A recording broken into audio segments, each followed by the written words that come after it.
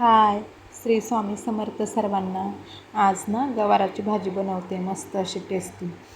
तर इथं मी सर्वात अगोदर गवार स्वच्छ धुवून घेतलेला आहे, निवडून आणि स्वच्छ धुवून घेतलेला.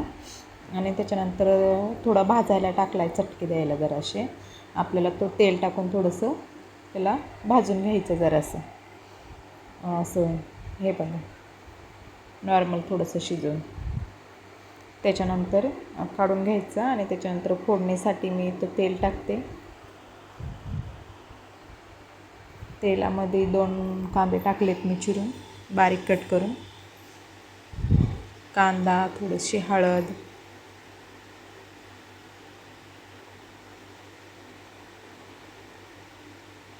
जिरं. खूप छान लागते अशी गवार, वेगवेगळ्या प्रकारचे.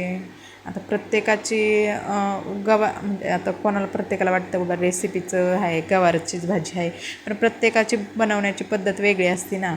जरासुद्धा काहीतरी आता समजा मी इथं शेंगदाणाचं वापरलं तर कोणा तीळ वापरले किंवा तिळाचं वाटण वापरलं किंवा दुसरं कशाचं वाटण वापरलं तरी टेस्ट बदलते ना लगेच. मग आपल्याला वेगवेगळी टेस्ट घ्यायला काय हरकत आहे. हे बघा, इथं मी टाकलेलं आपण बघितलं असं जिरं आणि घरगुती माझे रेग्युलर मसाले. थोडं शेंगदाण्याचं कूट टाकले मी बारीक करून. आणि आपल्या ह्या शेंगा, टोमॅटो ते टाकलेला मी. याच्यामध्ये परतायचं. प्रत्येकाची बनवण्याची वेगवेगळी पद्धत असते. कोणी टोमॅटो टाकतो, कोणी नाही टाकलं तर लगेच वेगळी टेस्ट येते. म्हणजे असं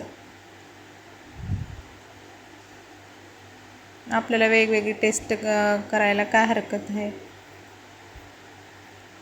एखाद्याची आज ग्रेव्हीची दाखवली गवार, उद्या कोणा सुक्की दाखवली शेंगदाण्याचं कूट टाकून, तर आपण तशी ट्राय करू शकतो. आज मी शेंगदाण्याचं कूट वापरून दाखवले, उद्या जर वाटण करून दाखवली तर टेस्ट बदलते. खूप छान लागते, वेगवेगळी टेस्ट घ्यायला काय हरकत आहे आपल्याला. हे बघा, इथं मस्त अशी तरी आली आणि मी थोडीशी वरून कोथिंबीर टाकली. गवार शिजे इतपत मी पाणी टाकलं होतं. कोणी कोणी गवार ना तेला मिठात शिजवून घेतं. मी इथं फक्त चटके देऊन भाजून घेतलेली. 5-2 मिनटं तेल टाकून भाजून घेतलं होतं.